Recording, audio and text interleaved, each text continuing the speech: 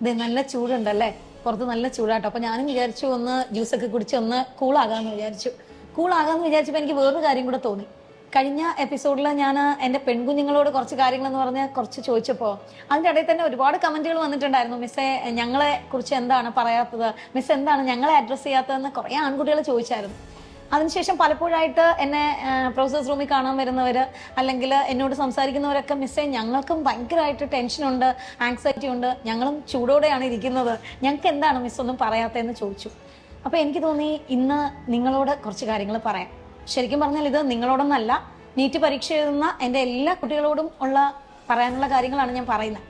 പക്ഷേ ആ ഒരു കുട്ടി ഒരു കുട്ടിയുടെ കഥ വെച്ചിട്ട് തന്നെ ഞാൻ തുടങ്ങാം കേട്ടോ. ഒരു കുട്ടി എന്നെ വന്ന് അപ്രോച്ച് ചെയ്തിട്ട് പറഞ്ഞൊരു കാര്യം, മിസ്സേ, ഒരു പക്ഷേ ശാരീരികമായിട്ടുള്ള ബുദ്ധിമുട്ടുകൾ അല്ലെങ്കിൽ ആ ഒരു വ്യത്യാസം കാരണം പെൺകുട്ടികൾക്ക് സ്ട്രെസ്സ് ഇച്ചിരി കൂടുമ്പോൾ ഞങ്ങൾ ആൺകുട്ടികൾക്ക് മറ്റൊരു തരത്തിലുള്ള സ്ട്രെസ്സാണെന്ന് പറഞ്ഞു. ഞാൻ അവരോട് ചോദിച്ചു, എന്താണെടാ നിങ്ങൾക്ക് ഇത്രയും വലിയ സ്ട്രെസ്സ്?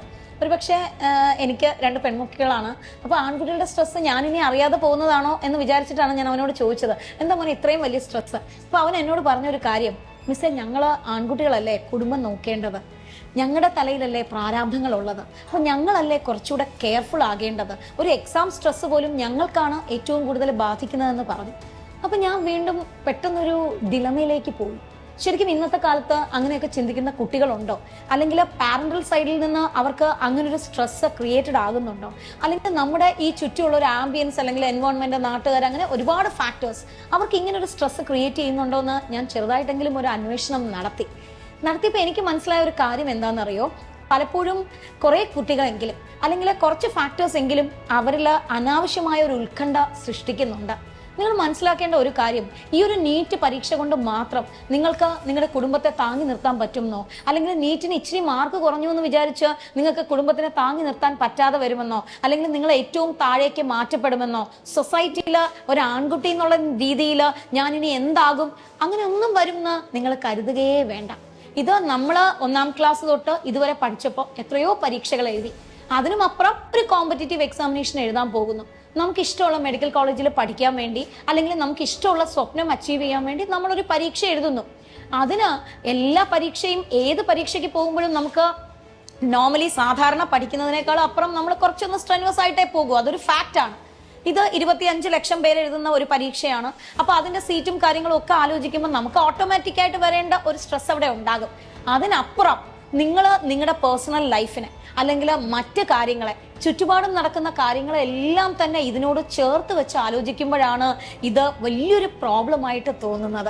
അപ്പോൾ നിങ്ങളൊന്ന് ആലോചിച്ച് നോക്കിയേ, നിങ്ങൾ ചിന്തിക്കുന്നുണ്ടോ നിങ്ങൾക്ക് മെഡിക്കൽ കോളേജിൽ അഡ്മിഷൻ കിട്ടിയാൽ മാത്രം ഈ ലോകത്തെ എല്ലാ പ്രോബ്ലവും ഒരാണാണെന്നുള്ള രീതിയിൽ എനിക്ക് ഫേസ് ചെയ്യാൻ പറ്റും, അല്ലെങ്കിൽ ഇത് കിട്ടിയില്ലെങ്കിൽ മാത്രം ഞാൻ എന്തോ രീതിയിൽ താഴെ പോകും, എനിക്കിനി ഒന്നും ചെയ്യാൻ പറ്റില്ല എന്ന് നിങ്ങൾക്ക് തോന്നുന്നുണ്ടോ?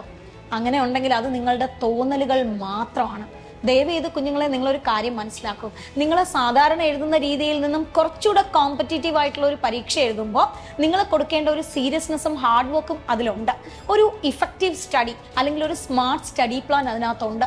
അതിനപ്പുറം ഞാനൊരു ആൺകുട്ടിയാണ്, അതുകൊണ്ട് ഞാൻ എല്ലാ പരീക്ഷയ്ക്കും ജയിക്കണം, ഞാൻ ആദ്യത്തെ അറ്റംപ്റ്റിൽ തന്നെ കിട്ടണം, എൻ്റെ ചുമലിലേക്കാണ് ഭാരം വരുന്നത്, അല്ലെങ്കിൽ ഞാനാണ് കുടുംബത്തിൻ്റെ നാഥൻ, ഇതൊന്നും തന്നെ നിങ്ങളുടെ മിത്തുകളാണ്. ഇങ്ങനെയൊന്നും അല്ല, നമുക്ക് അങ്ങനെയൊന്നും അല്ല. നിങ്ങൾക്ക് ചെയ്യാൻ പറ്റുന്ന കാര്യം നിങ്ങൾക്ക് ചെയ്യാൻ പറ്റിയാൽ, അതാണായാലും പെണ്ണായാലും, നിങ്ങൾ ഏത് പരീക്ഷ എഴുതിയാലും നിങ്ങൾ എത്തേണ്ടടുത്ത് നിങ്ങൾക്ക് എത്താൻ പറ്റും എന്ന് നിങ്ങൾക്ക് തോന്നലുണ്ടെങ്കിൽ അതിനുവേണ്ടി നിങ്ങൾ വർക്ക് ചെയ്തുകൊണ്ടേ ഇരുന്നാൽ മതി. അതിന് ഒരു ജെൻഡറോ അല്ലെങ്കിൽ നിങ്ങളുടെ ഒരു എഡ്യൂക്കേഷണൽ ക്വാളിഫിക്കേഷനോ അല്ലെങ്കിൽ ഒരു പരീക്ഷയ്ക്ക് നിങ്ങൾ എത്രത്തോളം മാർക്ക് വാങ്ങിക്കുന്നു എന്നുള്ളതോ ഒന്നും തന്നെ ഒരു ബാധ്യതയാകില്ല. നിങ്ങളെല്ലാം, നമ്മളെപ്പോഴും ഇക്വാലിറ്റിയെ കുറിച്ച് പറയുന്നവരാണ്. പിന്നെ എന്തുകൊണ്ട് മിസ് തന്നെ ആദ്യം വന്ന് പെൺകുട്ടികളെ അഡ്രസ്സ് ചെയ്തു എന്ന് ചോദിച്ചാൽ, അത് ശാരീരികമായുള്ള വ്യത്യാസങ്ങൾ അവരിൽ ഉണ്ടാക്കുന്ന പ്രഷർ അല്ലെങ്കിൽ അവരിൽ ഉണ്ടാക്കുന്ന മാനസികമായ ഇമോഷണൽ ആയിട്ടുള്ള കാര്യങ്ങളെ കുറിച്ച് പറയാനാണ്. ഒരു പക്ഷെ നിങ്ങൾക്ക് ഫിസിക്കലായിട്ട് അങ്ങനെ ഒരു ഇമോഷണൽ ഡിസ്റ്റർബൻസ് വരില്ല. അപ്പൊ നിങ്ങളൊന്ന് ഓർത്തു വെച്ചോ, നിങ്ങൾക്കുണ്ടാകുന്ന ഓരോ ഇമോഷൻസും നിങ്ങൾക്കുണ്ടാകുന്ന ഓരോ സ്ട്രെസ്സും നിങ്ങൾ തന്നെ അനാവശ്യമായിട്ട് ചിന്തിച്ചുണ്ടാക്കുന്ന കാര്യങ്ങളാണ്. അതുപോലെ തന്നെ ചിലപ്പോൾ ചുറ്റുപാടുകളിൽ നിന്ന് നിങ്ങൾക്കൊരു സ്ട്രെസ് ഉണ്ടാകാം. ചിലപ്പോൾ അടുത്ത നിങ്ങൾക്ക് ഇഷ്ടപ്പെട്ട ഒരാൾ അല്ലെങ്കിൽ നിങ്ങൾക്ക് പരിചയമുള്ള ഒരാൾ തന്നെ, നീ ഒരു ആൺകുട്ടിയല്ലേ, നീയല്ലേ നാളെ ഇതൊക്കെ ചെയ്യേണ്ടത്, എന്താ നീ ഇങ്ങനെ എന്നൊരു ചോദ്യം ഉണ്ടായേക്കാം. നിങ്ങൾ അതിന് അർഹിക്കുന്ന പ്രാധാന്യത്തോടെ തന്നെ അതിനെ നെഗ്ലക്ട് ചെയ്യാൻ ശീലിക്കൂ. അതിനെ നെഗ്ലക്ട് ചെയ്യൂ. നമുക്ക് ഉപയോഗമില്ലാത്ത ഒരു കമന്റുകളും നമ്മൾ ഇപ്പൊ തൽക്കാലം തലയിലേക്ക് എടുക്കണ്ട. നമ്മുടെ ചുറ്റും നടക്കുന്ന കാര്യങ്ങളെക്കുറിച്ചൊന്നും തൽക്കാലം നമ്മൾ ഒരുപാട് ബോധർ ചെയ്യണ്ട. സോ നിങ്ങൾ ആൺകുട്ടിയെന്നോ പെൺകുട്ടിയെന്നോ അങ്ങനെയൊന്നും ആലോചിക്കണ്ട. ഇനിയുള്ള ആ ഒരു 2 മാസക്കാലം നിങ്ങൾ കൃത്യമായിട്ട് ഹാർഡ് വർക്ക് ചെയ്ത് നിങ്ങൾ പഠിച്ച് നിങ്ങളെ കൊണ്ട് പറ്റുന്ന തരത്തിൽ നിങ്ങൾക്ക് എവിടെയാണോ എത്താൻ ആഗ്രഹം അവിടെ എത്തി നോക്കൂ. അതിന് മറ്റൊന്നും തന്നെ നിങ്ങൾക്ക് തടസ്സമാകില്ല. അപ്പൊ ഞാൻ ഈ പറഞ്ഞതെല്ലാം നിങ്ങൾ കേൾക്കണുണ്ടാവുമല്ലോ. ഞാൻ വളരെ കംഫർട്ടബിൾ ആയിട്ട്, കൊള്ളാൻ കേട്ടോ, നല്ല ജ്യൂസാണ്, കംഫർട്ടബിൾ ആയിട്ട് ഇരുന്നിട്ടാണ് ഈ ജ്യൂസ് കുടിക്കുന്നത്.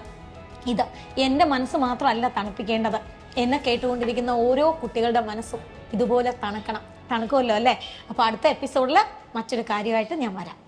എൻട്രൻസ് സംബന്ധമായ വാർത്തകളും അപ്ഡേഷനുകളും ഏറ്റവും വേഗം ആധികാരികമായി അറിയാൻ ബ്രില്യൻ സ്റ്റഡി സെന്റർ പാല യൂട്യൂബ് ചാനൽ സബ്സ്ക്രൈബ് ചെയ്യുക, ബെൽ ഐക്കൺ അമർത്തുക, ഈ വീഡിയോ മറ്റു സുഹൃത്തുക്കളിലേക്കും മാക്സിമം ഷെയർ ചെയ്യുക.